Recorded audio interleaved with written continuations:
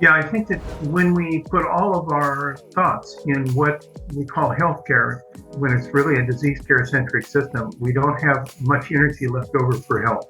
Right. And that's really, when I say energy, what fuels anything is capital. If you don't have capital flowing through the system, that's a form of potential energy. Then you can't build a sustainable model that is durable.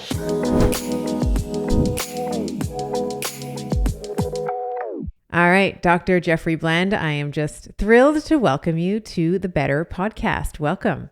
Well, Stephanie, what a treat. Now, what a great name for a podcast. I couldn't think of a more positive affirmation. So let's see if we can't be better together. Awesome. Well, it is a huge honor for me as well. You are often called the father of functional medicine, founder of the Institute of Functional Medicine, involved in supplement companies that I use and I prescribe for patients, Metagenics being a notable one.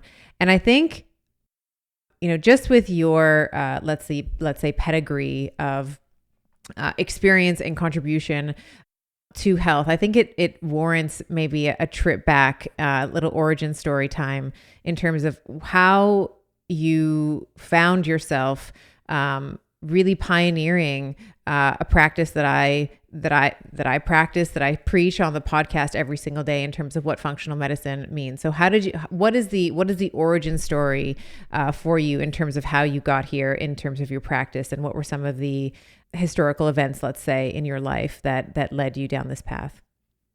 Well, I have a suspicion that although my story is unique to me, I bet there are some similarities to your own story as to how we find ourselves along the road of life. And I can recall so clearly in high school, I was kind of a science geek, but I was a musician. I was kind of in between. Did I want to pursue my music? I played at Disneyland in a band when I was in high school. I grew up in Southern California.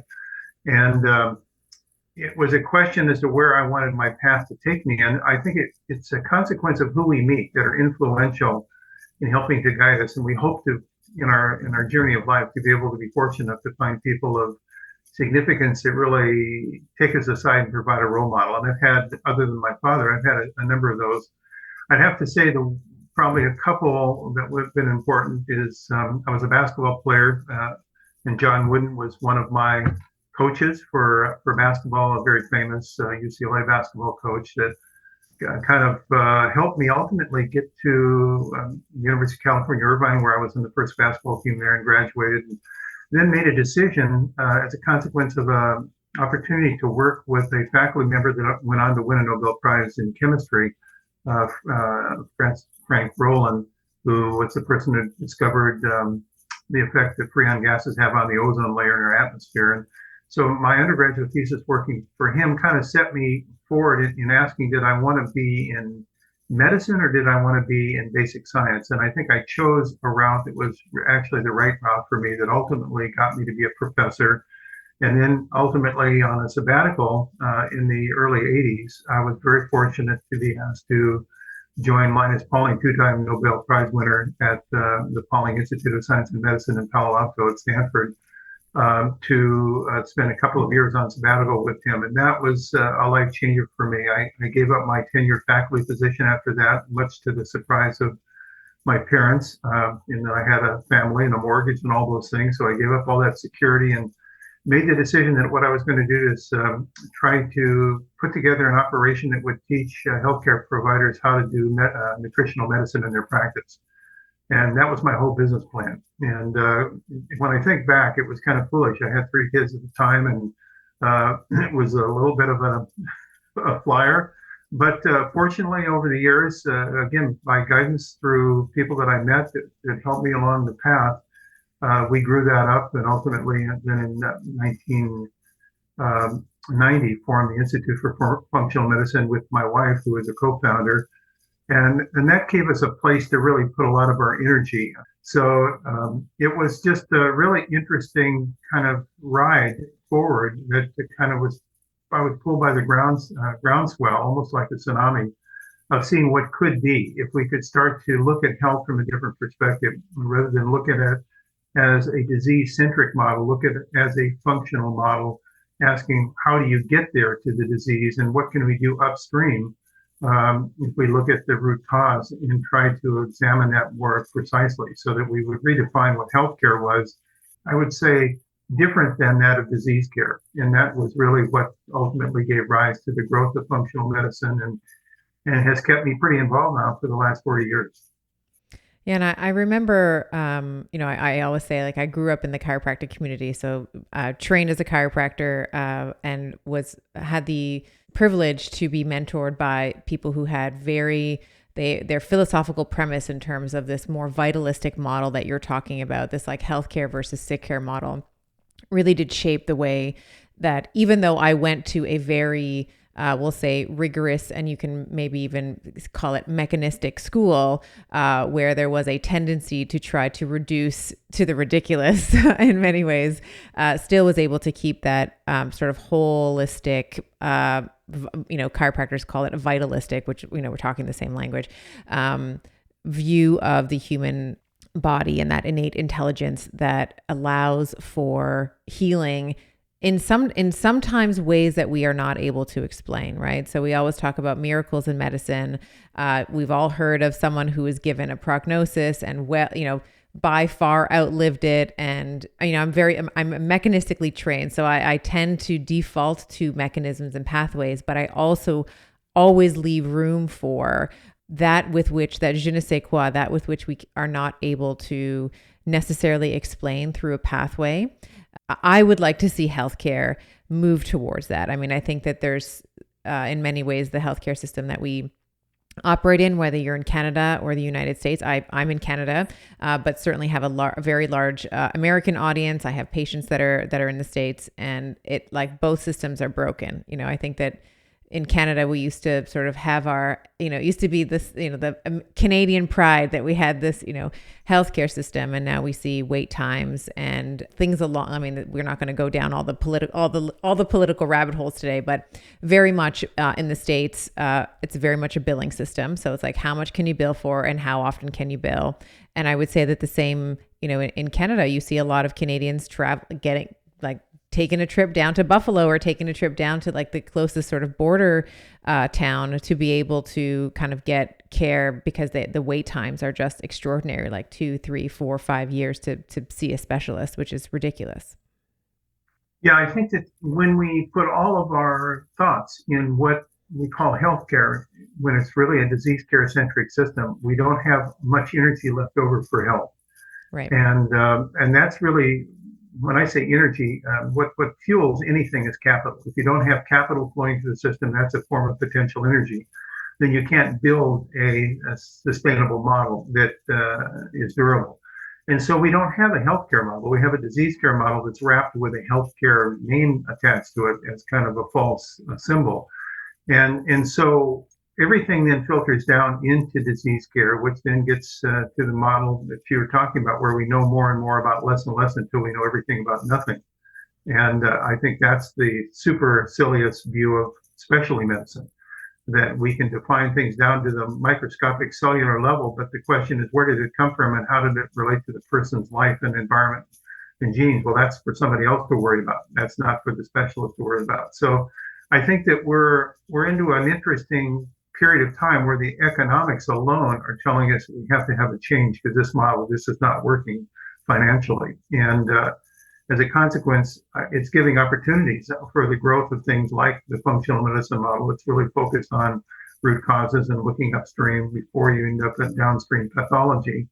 And I think that's why we've seen such tremendous growth in these fields over the last few years. The first few decades in this field for me was tough sledding, because it was really just the wild card individuals that were interested in the field. But now we're starting to see a lot of recruitment as a consequence of disillusionment and dissatisfaction, and people being disadvantaged now, having gone through all that schooling and all that preparation, and they think they're really going to go out there and help people, and then they find out that they're not really helping people as the way they hope. They're like an advanced drug salesman.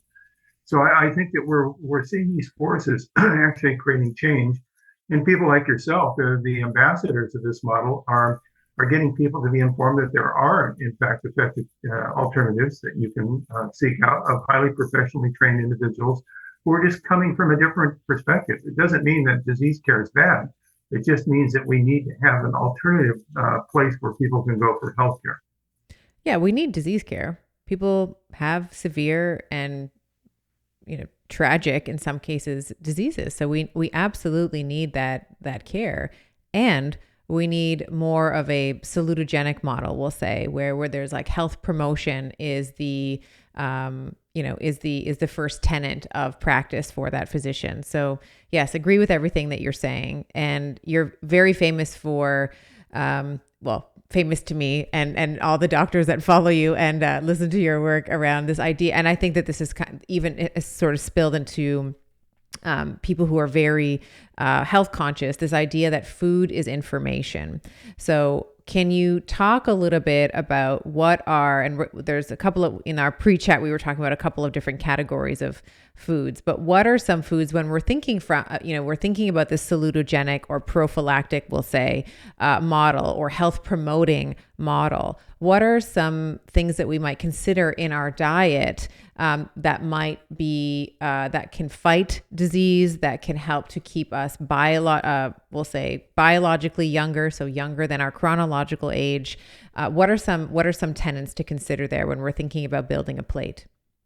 Yeah, thank you. I think that's really a very pointed and important question. So I want to go back just quickly, kind of to a time memorial and ask the question, how did animals survive? And they survived as a consequence of their ability to be fit against the environment. And the environment was tough. It was cruel. It wasn't friendly. We didn't have thermostats and we didn't have refrigerators and we didn't have all the kind of niceties that we take for granted now. And so both the plants and animals that were on the surface of the earth in previous times were having to be very fit to survive against the environment. And they had to develop resilience. And they did that through the complex nature of their metabolism, having these fitness capabilities. You might call them anti-stress capabilities. Things like high and low temperatures, or things like sun or dark, light and dark cycles, or things like deprivation or abundance. It wasn't, you couldn't go to the supermarket and just buy anything you wanted. So sometimes you couldn't Uber Eats it. You couldn't, as a Neanderthal, you couldn't just Uber Eat yeah. Exactly. Yeah. So these characteristics of fitness were built into our architecture. And the same thing held true for plants and animals that we were eating as a human species. They had fitness. And in plants, find that the original cultivars, before we got into hybridization and trying to maximize the production, making yield as the biggest determinant of agricultural success, not nutritional quality, but yield per acre, we found that these original cultivars had tremendous fitness capabilities, anti-frost genes, anti-drought genes, living in bad soils with aluminum, had aluminum detoxifying genes. But as a consequence of the way we technologically grew up agriculture, both for plants and animals, we started to make the plants and animals very comfortable. We gave them all these fertilizers, pesticides, biocides, made their life very, very easy. And as a consequence, both plants and animals started to lose some of this fitness. And so the foods that we eat today generally don't have the same fitness capabilities as did the foods of our ancestors.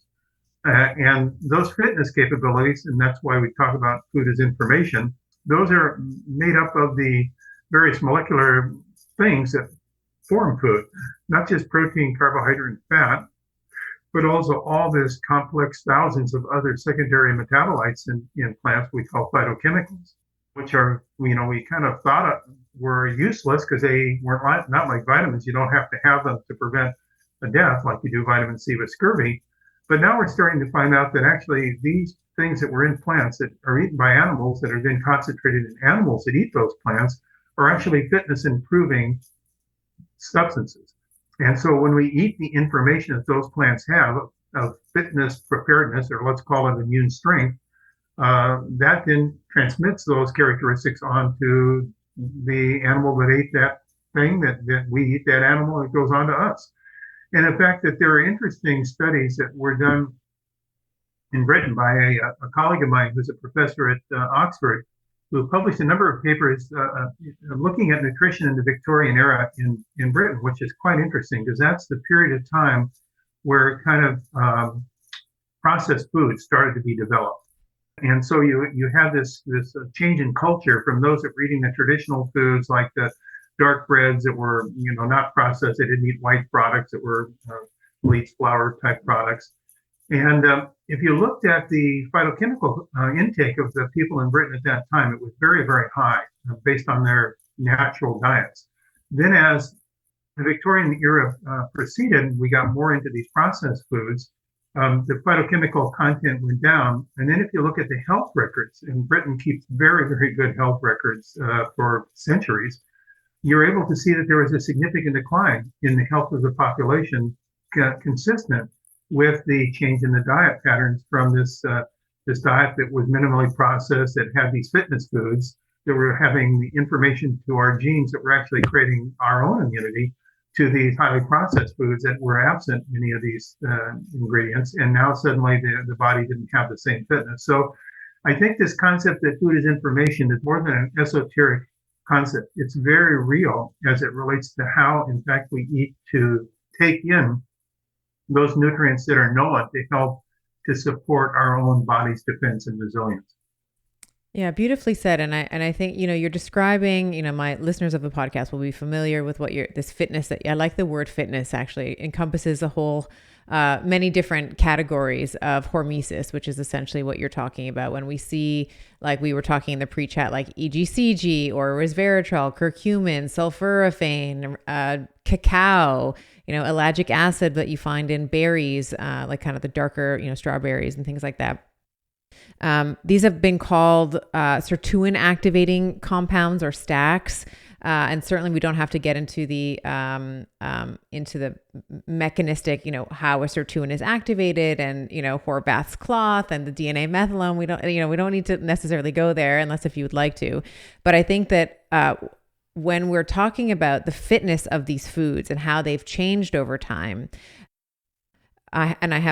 we've talked about this on the show before, this idea of getting uncomfortable or getting comfortable with being uncomfortable, in the same way that we know plants have these, we'll say defense chemicals, let's say, that when, they know that they're being preyed upon, they have these sort of genes that can be turned on. When we consume some of these, or like the resveratrol, for example, when like the berry or like, the grape is left on, the vine for a long time and it's cold and, you're kind of concentrating, some of these compounds in, let's say in the wine or the end product of the grape.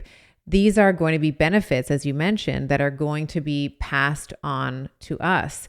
And these stacks or these hormetic, these compounds that have a certain, we'll say, fitness or certain components to them will influence our aging. They're going to influence our circadian rhythms, our ability to create new mitochondria, let's say, and inflammation and stress resilience and energy alertness, efficiency, senescence of our cells, which are those, of course I'm preaching to the choir here, but like these zombie cells that kind of just hang around and don't do anything. So it is very important for us to be considering, even just bitter foods. I find, I kind of made the joke while you were talking, like, the Neanderthal and and the Uber Eats. Of course that didn't happen, but it does seem that even just the variety of foods that we consume has also very much narrowed. And I have kids, I've worked with moms and their children, and they'll literally eat like just potatoes. And it's only if the potato is prepared a certain way.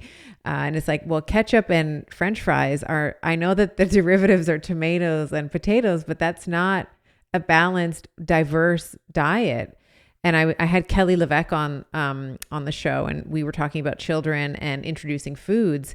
And she dropped a stat, which I thought was really interesting. I think I might get the exact number wrong, but it was something like 25 to 30 times you have to introduce a food to a child before they accept it. So if you think like mom gives baby broccoli, baby throws the broccoli on the floor. Then she does it again. Baby pushes it away. Then she does it again. Baby pushes it. And then she's like, well, I guess he doesn't like broccoli. It's like, well, you had 23 more times that you had to do that in order for the baby to accept it. But we give up too early. And then the baby doesn't grow up, or the toddler doesn't grow up with these foods in there or develops a palate for them.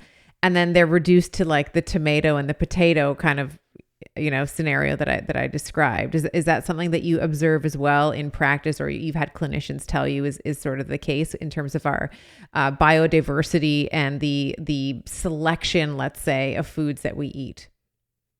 Well, you've said so many things that are just very, very dense information nuggets that you just threw out there. Let me, if I can, parse through a few of them. Yes, please. So let's start with taste, because I think taste is a really interesting physiochemical process.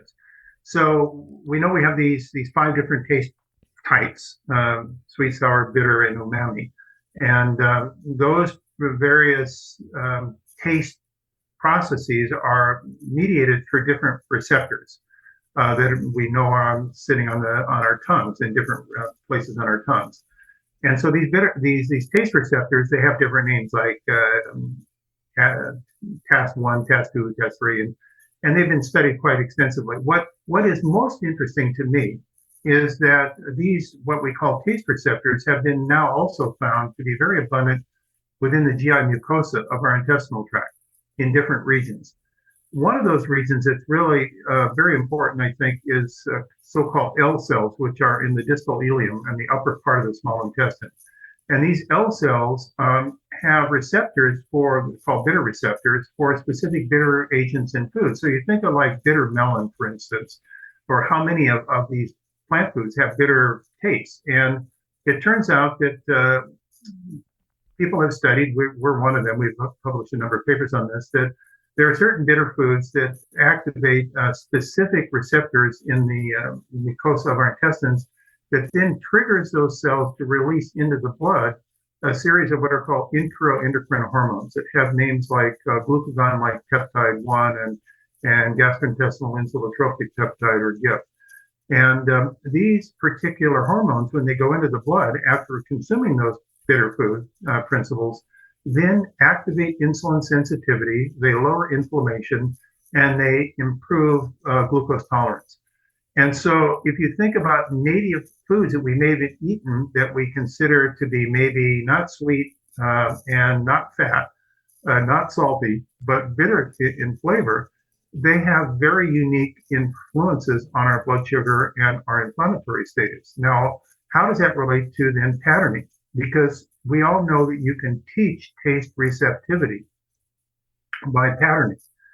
A good example of that obviously would be sugar and salt. If a person consumes a very high sugar and salt diet, their receptivity for sugar and salt is pretty insensitive. They have to go to very high levels of intake of sugar and salt to feel like it's salty or sweet. If you start grading down their salt and sugar intake, and these studies have been published in many different publications over the years, you'll find that you can repattern their taste sensitivity to sweet and salt. So now what they consider salty, could be 10 times lower than the saltiness that was required in their original state when they're eating a high salt diet. Similarly for sugar, the taste of sweet. You can lower that by a factor of 10 by grading down the amount of sweet in the diet. So now if you gave them the amount of sweet they were eating originally, it's like so sweet, it's not pleasant. It's an insult. Yeah, it's like insulting to the palate. Yeah. Mm-hmm. So I think that this goes even into bitter foods or sour foods.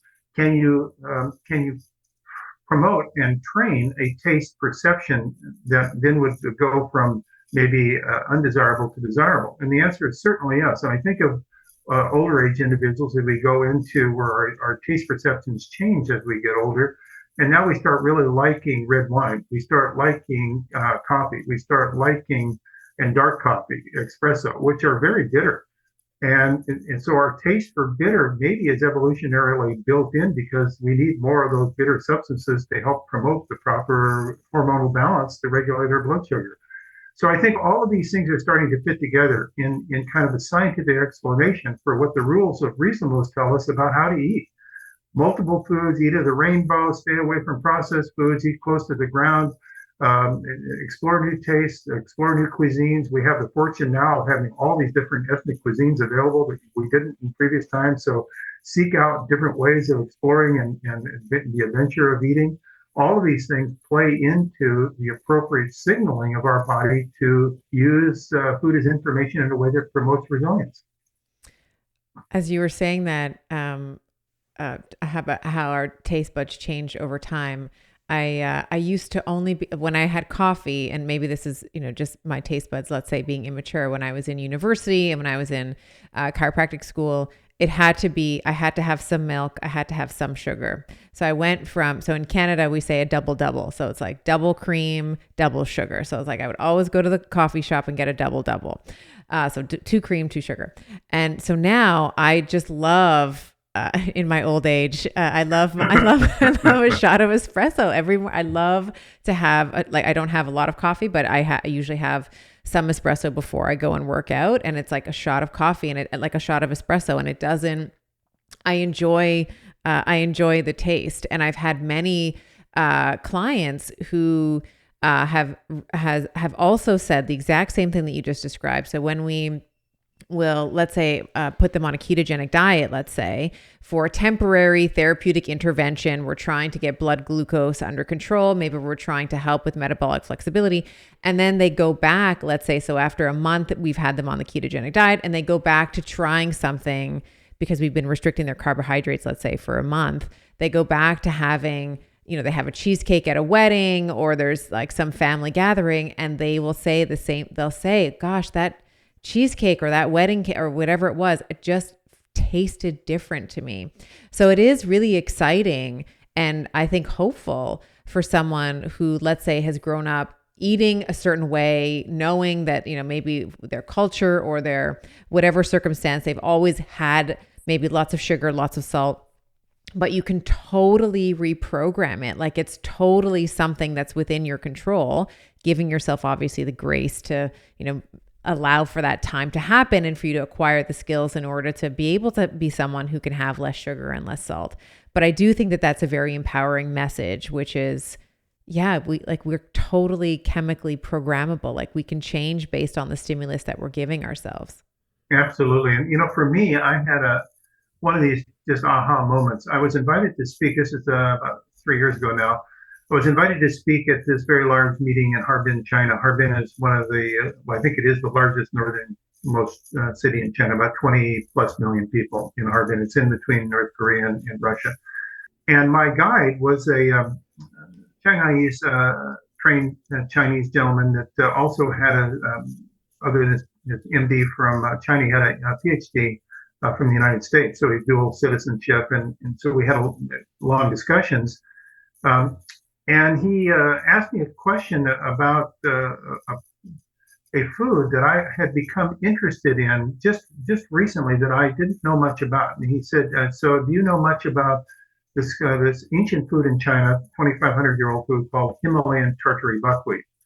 And I said, "Well, it's interesting. I just heard about this food from a conversation I'd had with a colleague of mine, an investigator colleague of mine from Vanderbilt Medical School, who had been studying one of the ingredients of this form of buckwheat, which was called 2-hydroxybenzylamine, that was found to lower blood pressure."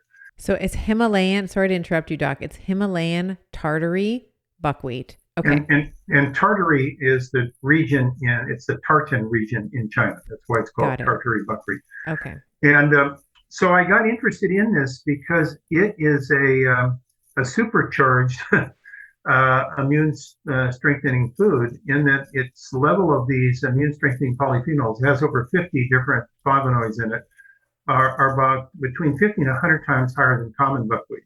And common buckwheat is already known to be very high in these compounds. So this is like a biochemical factory producing these unique portfolio of these immune strengthening polyphenols and flavonoids. And it's really been interesting for us to get involved now in clinical research, actually looking at its impact when included in the diet on human immune function. And we just finished a large clinical trial study that was registered with the FDA on intervention on immune system patterning, showing influence on immune system epigenetics after eating Himalayan Tartary Buckwheat. So I think that this concept of food of medicine is starting to get some traction. We're using the newest tools and techniques of science to try to look at ancient things that people have been talking about for 2,500 years and saying, hey, you were right. Now we can start to mechanistically understand how this actually works. So this is an example of a bitter food that has hugely beneficial effects on immune activity and immune resilience. So I have so many questions about the the targets and how Himalayan Tartary Buckwheat works in the gut. And I think this is really relevant to our conversation because we've been talking about bitter foods and GI receptors in the gut for that. But I think that it might be worth, if we can, just for a moment, I know that there's been a lot of focus on immune function in the past couple of years, maybe ad nauseum in some cases, but I think it might be worth maybe defining some of the different arms, let's say, of the immune system. We can talk about T cell and B cell, or we can talk about innate and adaptive, let's say, immune systems, and then kind of the interplay between both of them. Can we have just some quick definitions of those, and then we can circle back and say, okay, so how does this Himalayan Tartary Buckwheat, let's say, with the polyphenols that it has, what is it influencing? How is it influencing macrophage activity, natural killers, what is it exactly doing? So maybe just like a quick IFM, back of the envelope, immunology 101, and then we can talk about how it's influencing immune function. Yeah, thanks. So I think you said it very beautifully. I'll just reiterate what you've already laid down. If we were to look at the immune system from kind of a macroscopic first level, as you said, there are three arms of the immune system that are defined. One is called the innate immune system, and that's our first line of defense. And you find the innate immune system very robust and rich on the barrier surfaces of our body. So that would be the GI mucosa, that would be the lungs and the esophageal mucosa. Anything that's exposed to the outside environment in direct contact, it generally has very high levels of innate immune cell activity. And those cells are things like you mentioned, macrophages, monocytes, neutrophils, dendritic cells, natural killer cells. Those are our first line of defense. So they are there absolutely to be our first guard for defending and then communicating to the second line of defense, which is our acquired adaptive immune system, which will build then over a few days its protection by the production through B cells of antibodies that remember the exposure and can be mobilized later upon need. The communicating cells that are kind of the translators, the relay racers in between the innate and the adaptive immune system are the T lymphocyte system. And so you have these T cells that can be seen in different personalities, and there are many, many different types of T cells. But we could break them down into two forms that people have heard about, T helper cells and T suppressor cells that kind of form a balance between the adaptive and the innate immune system and how it's all orchestrated, because this is really a very complex orchestration of all these players in different tissues at different times having different effects to help provide immune protection for us. And by the way, I think it's important to note, this is a fairly simplistic concept, but I think it's important that the immune system does a lot more than just protect us against viruses and bacteria and fungal infection. Those are important roles of the immune system, but the immune system is there as a vigilant system to tell cells how to heal themselves, to tell cells how to turn over and to die when they should and be replaced by new cells. So it has a lot of kind of orchestrating ability to protect us against all sorts of things and maintain our body in a youthful, resilient state. So our immune system is working 24/7, 365. Even if we're not exposed directly to an outside virus or bacterium, it's there doing inside housekeeping to keep our cells rejuvenated and revitalized and protected. Well, I can appreciate so much about what you're saying because it does. One of the things I was very frustrated by over the last several years is almost a monolithic and myopic focus on the adaptive immune system. It's like, if you don't have antibodies, then like that's it. And to your point, the innate immune system, this like, first line of defense, the mucosal lines, the skin, like inside the nose, the lining of the throat, the gut, like all of those, that innate part of our immune system was completely overlooked. I don't think I have yet to hear any high-ranking official in the government, irrespective of their degree, to talk about the innate immune system, things like eating stress plants, getting some sunshine, what vitamin D might be able to provide in terms of balancing or like health, like promoting the immune system function, right? So yes, certainly germs can be infectious, and that's just what it's all like to be a human, to live on planet Earth. That's just kind of what it's always like. There's always been viruses, pathogens, opportunistic bacteria that have tried to take us out. So what we can do is we can think about all the different branches of the immune system, but also focusing on how we can bump up our innate immune function. And we've talked about the gut. I think we've been talking a little bit about the GALT a little bit. Can you provide some maybe actionable strategies that either you yourself have come across, clinicians that you work with, in terms of how we might think about over the long term, improving that innate immune side of things and not overdoing it? Because the other extreme, of course, is autoimmunity, right? It's like the other extreme is like an overactive immune system. And we also don't want that either. So maybe let's talk about strategies for innate, strategies on how we might think about improving gut health, the GALT, innate immune system, and then maybe we can move into a conversation around autoimmunity as well.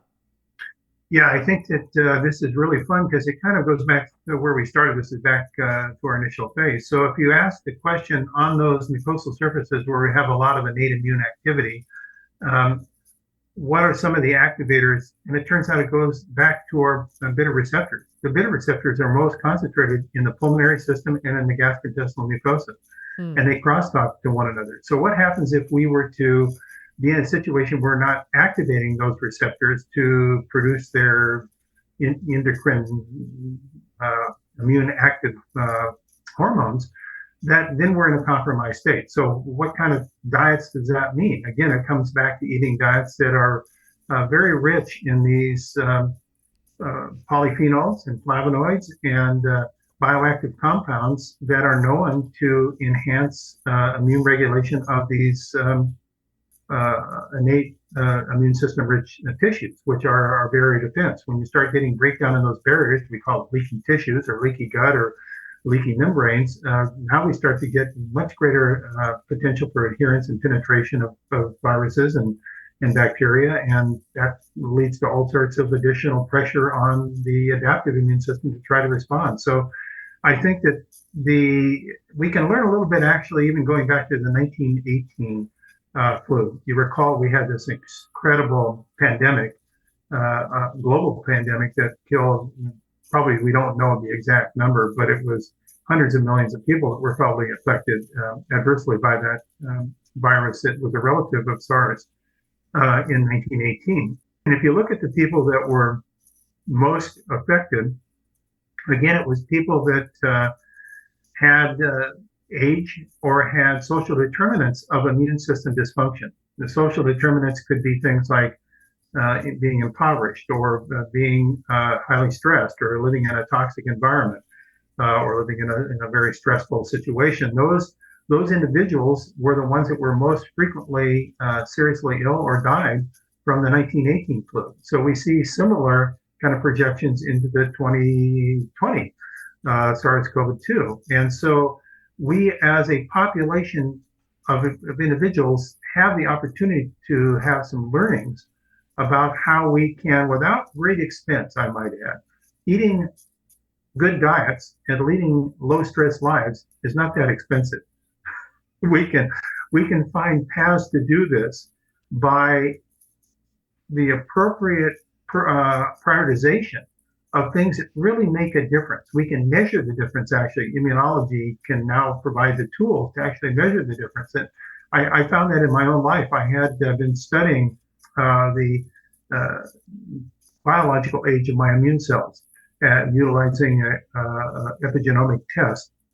Very educational for me because of COVID, we all spent a lot more time at home doing Zooms and less travel. I'm a guy that's traveled over 6 million miles in my life, so I've done a lot of travel on planes, and I was not traveling at all for 2 years. So it gave me the opportunity to really concentrate on the things that I feel I've been telling other people they should do. So let's really do that and see what effects it might have.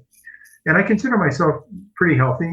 I'm almost 77 years of age, so I think for a 77-year-old, I'm doing well. But I made this decision over those 2 years to really commit myself to this program, and I had no excuses not to. And that would be exercise and sleep and proper diet and stress management and doing all the things that we talk about. And the results were quite amazing to me. When I first started on the program, I was 75, and my immune age was 69. So that was good. It was younger than my age and birthdays.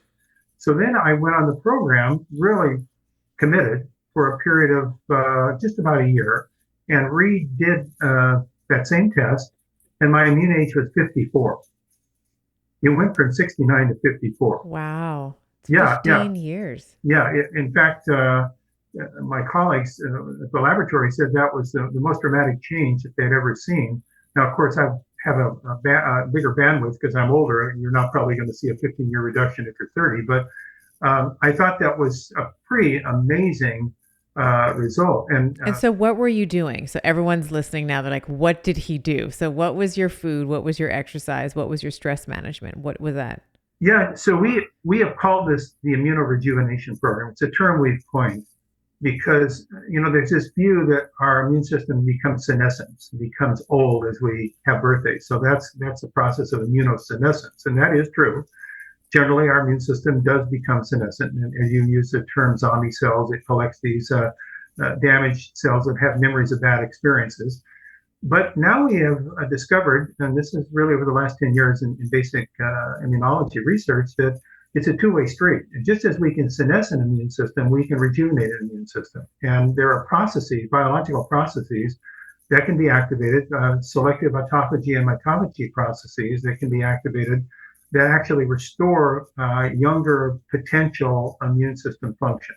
And what's happened to our culture is that we've pushed the pedal to the metal on immunosenescence, and we've taken off, maybe put our foot on the brake for immunorejuvenation. So the program that we've really been talking about is a programmatic way of taking your own immune personality, we call it immunotype, and trying to find the program that's the appropriate exercise, appropriate circadian rhythms. I tend to believe very strongly in time-restricted feeding, so we introduce time-restricted feeding.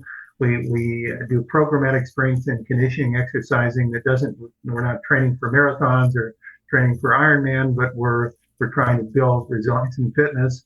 And that means about a half an hour a day of mixed types of exercises for So it's strength. weightlifting and cardio? Yes, and flexibility.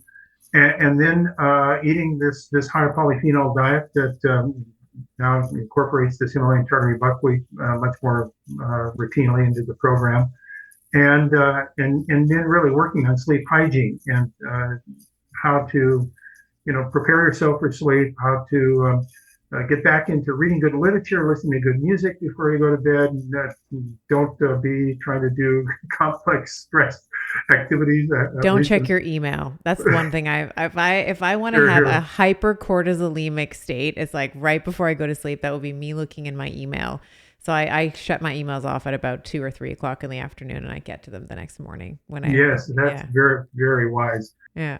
And so the Himalayan Tartary Buckwheat, you mentioned this is part of the immunorejuvenation program. This is delivered as a supplement?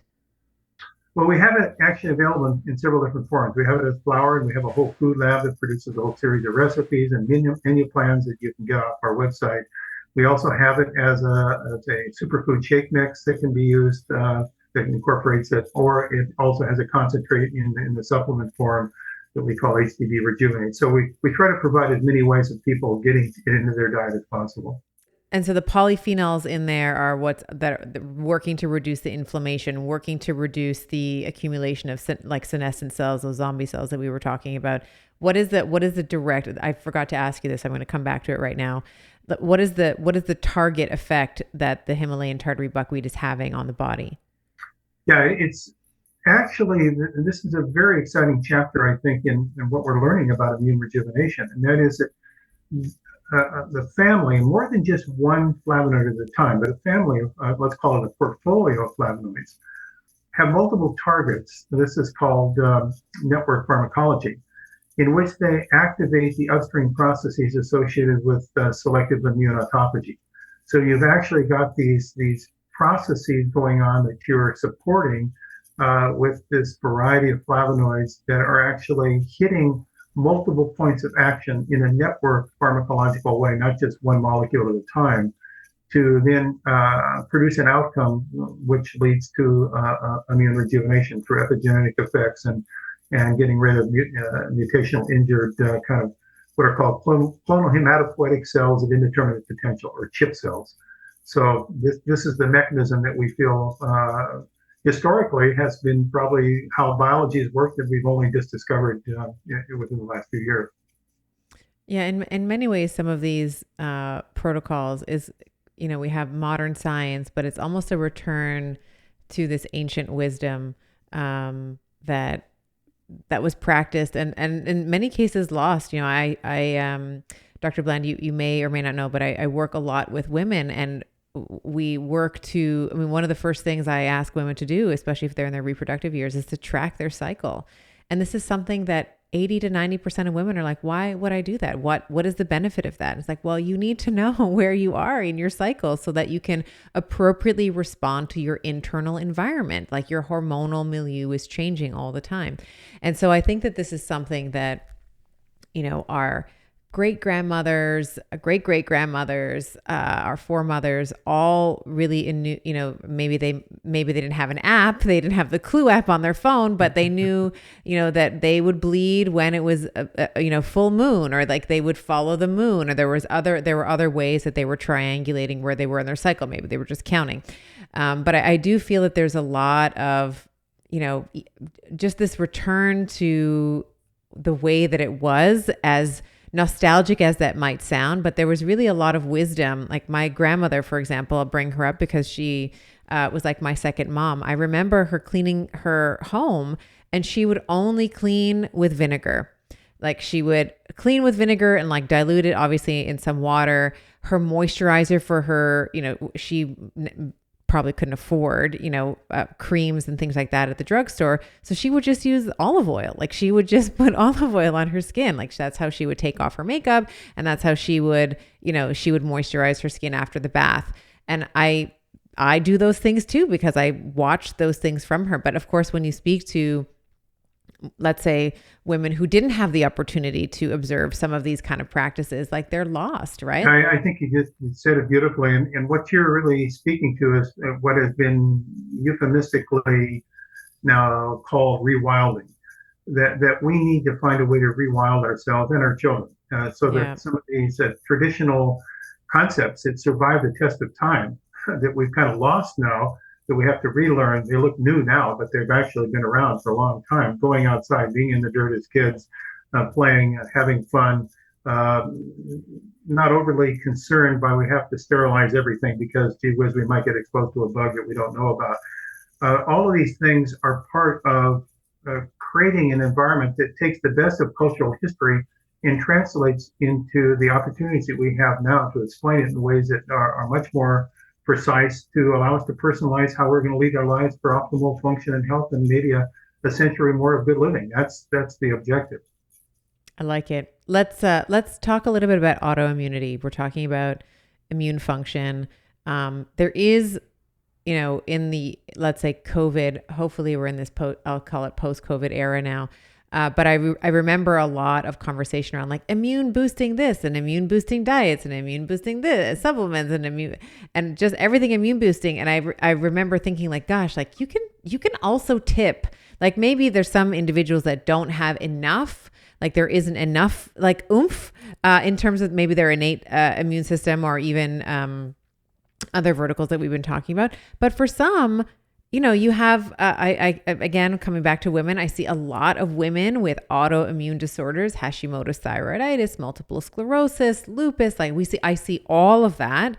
And that is really the immune system.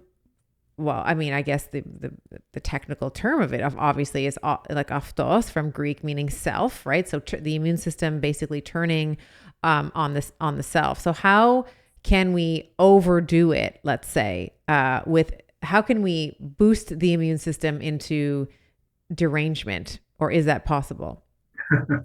Well, thank you. I think that's a really very interesting area for exploration. I have a very probably not common opinion on this, so I'll just say this is my opinion. I think boosting the immune system is fallacious. I don't think we boost the immune system. I think that the only way you boost the immune system is to do something synthetically like immunization that then creates a different architecture for your immune system. If you take vitamin D, vitamin C, whatever the nutrient du jour is, you're not boosting, you're providing a nutritional support for the immune system to function as it should. If you boost the immune system, you're pushing it into a state where you're now asking it to do something that's not necessarily in balance. And I think that's the point you're speaking to, because the immune system has an orchestrator. We call it the T lymphocytes, but one specific type of T lymphocyte is the T reg cells, the T regulator cells. They are the kind of interesting shop bosses that tell both the innate and adaptive immune systems how to get along and how to properly form the protection both at first level and second level. And those T reg cells are really there to be supported because they're very intelligent. They will find the right place to orchestrate that balance of the immune system if, in fact, we give them the right things for them to do their work. And that's where the polyphenols and other constituents within the diet, and staying away from high glycemic diets and so forth that tend to poison Treg cell function. So I think that the native intelligence of the immune system needs to be supported. We don't need to boost it. We need to allow its intelligence to be properly realized. Now, how does that relate to things like the way we think of nutritional support? I think that the construct of nutritional support is to provide the necessary ingredients that evolutionarily have been there to orchestrate the way that these different cell lines within our immune system can participate as buddies, as a network to provide defense. And one of the things that we've learned through our research on the cell evaluation using cytology, or what's called flow cytometry, to look at different immune cells after you've intervened with different nutritional inputs, is that the immune system will find a balance point, you call it hormesis, let's call it a regulatory state, where it has the adaptability to be resilient, and it will not be overreactive, meaning produce autoimmunity, or unreacting, meaning susceptible to infection. There is a specific problem, I believe, in the way that we think of this concept of autoimmunity. And again, this is Jeff Land speaking, so I'm not saying that everybody will agree with what I'm saying, but I think when you call a person, when you tell a person they have an autoimmune disease, it suggests to them that they have a defective immune system. Because suddenly they're attacking themselves. They become allergic to themselves. And that's a pretty scary thing to think about, that suddenly you wake up one morning and your body so dislikes yourself that it starts attacking you. Now, it turns out that if you really study the immune system and autoimmunity in depth, which I've tried to do, you'll find that the immune system doesn't really attack itself. It attacks things that used to be us that get converted into non-us. Like, for instance, let's use an example. Everyone knows about hemoglobin A1C as a marker for blood sugar control. Now, what is hemoglobin A1C? It's called glycohemoglobin. It's where sugar in our blood is chemically reacted with hemoglobin in our blood cells to make this funny hemoglobin called glycohemoglobin, hemoglobin A1C. Now, is that native hemoglobin to our body? No, it's a funny hemoglobin. And what happens when the immune system in a person who has a very adept immune system recognizes they have funny hemoglobin or they have funny serum albumin that's been glycosylated in their blood? Now it recognizes that as a foreign. And what does it do? It does what it's supposed to do. It reacts with it. And now it forms an antibody antigen reaction, which produces inflammation. And so now the person says, their diagnosis is, oh, you have an autoimmune inflammation, suggesting their immune system is defective, when their immune system actually may be super active. They may have a selected for immune system. Maybe their ancestors actually passed those genes onto them because they were able to survive against an infection because of their vigilance of their immune system. They weren't damaged, they were hypervigilant. So this construct that we think of autoimmunity as a condition where we're reacting to ourselves is fallacious. We're not reacting to ourselves, we're reacting to our body that's been transformed by various processes: oxidation, phosphorylation, glycosylation, amination. All these processes make us not us. And all of those things, by the way, are modifiable by how we live, think, act, and eat. So this concept that we are autoimmune prone should really be described as we are sensitive to environmental and lifestyle changes that are creating a non-us from us, for which our immune system then reacts. The nice thing about that model is that that's reversible.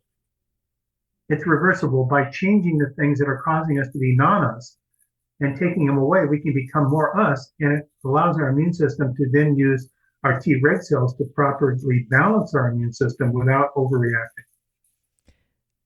I really like that.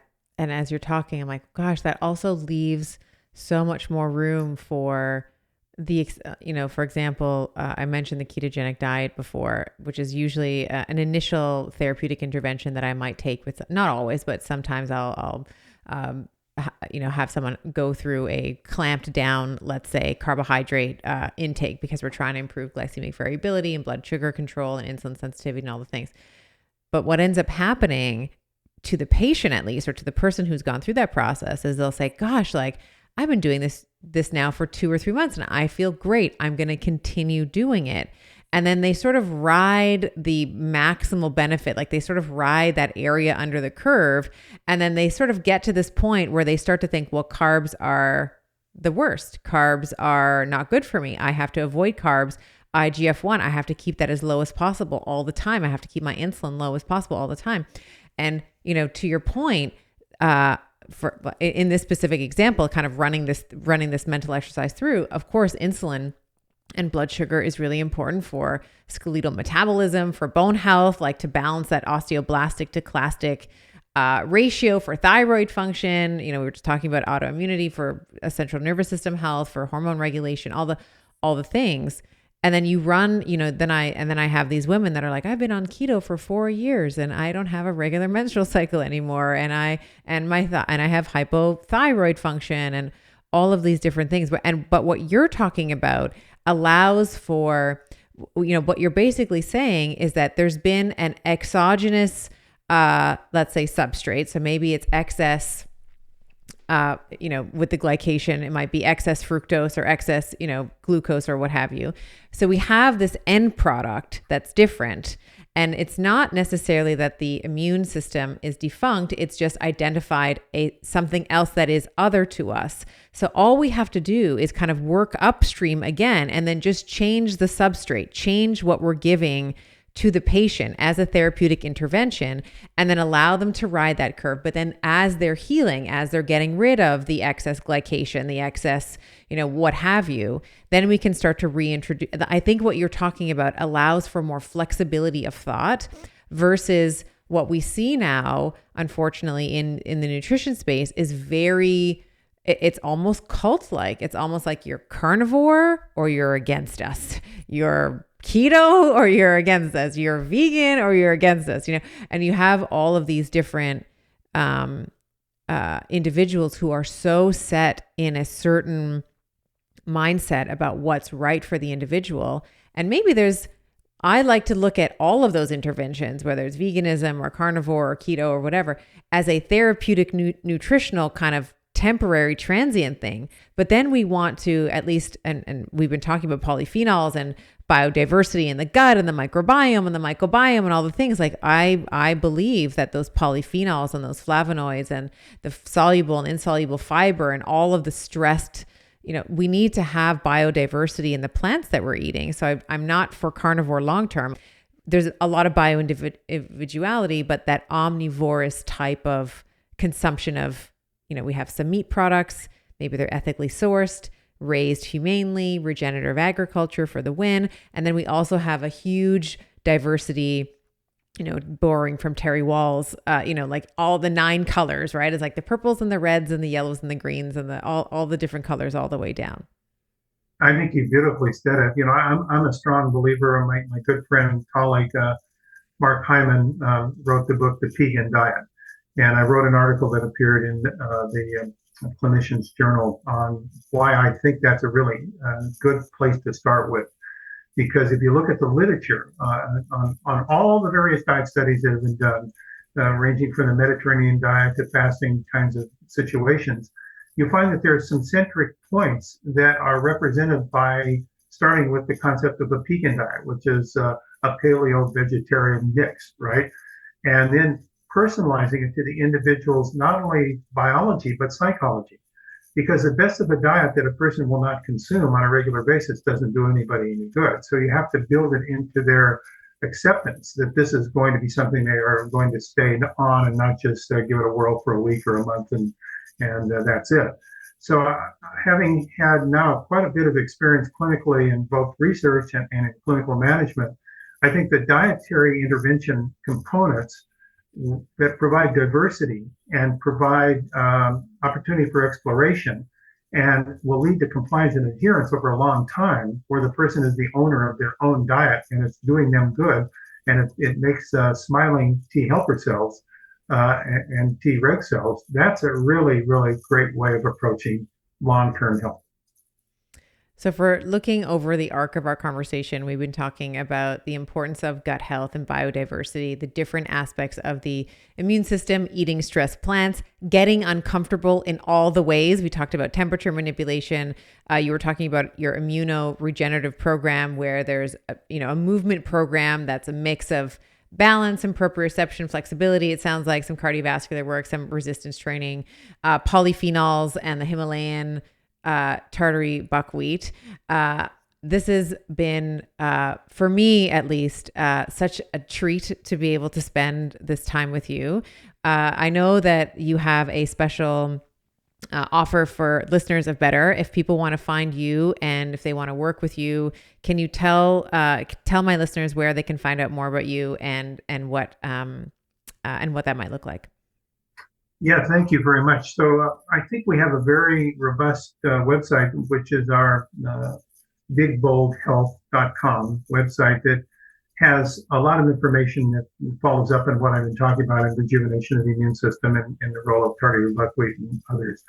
For those that are health professionals, we've got a deep dive. And it's kind of a secret website that I'll pass on. It's www.pro.bigboldhealth.com, pro.bigboldhealth. And there we have literally hundreds of articles and podcasts and what we call Zoominars that go into these topics in much greater detail if you're really a geek and want to dig deeply into these. Oh, we have lots of geeks that listen to this show. This is going to be, it's not a secret anymore. Yeah. So I think that would be a good place. And for those of you that are listening to the show, we have a special that, let's see, I think we'll probably have to put it in the show notes because I don't recall what it is off the top of my head, but it is a significant discount if the person wants to try our Himalayan Tartary Buckwheat product. Beautiful. All right. So we'll make sure that that's clickable in the show notes, both websites for clinicians and professionals, as well as the avid health enthusiast. Dr. Jeffrey Bland, what a treat for me to be able to speak to you for this amount of time and to thank you so much for your knowledge, for your presence today. And I know this is going to be very valuable to my listeners. Well, I just want to acknowledge you and do a shout out here as we're seeing what 23 is going to look like, in which we hopefully reintroduce hope and joy back into the lives of people, which have been stolen over the last couple of years. And I'm all into the biology of joy and the biology of hope. I think that's what we need to reintroduce into our lives, and I think you do that very brilliantly. You have a style and a way that makes us look forward to where we're going and not to where we've been. So thanks for all you do and for the opportunity to share a few thoughts. Thank you.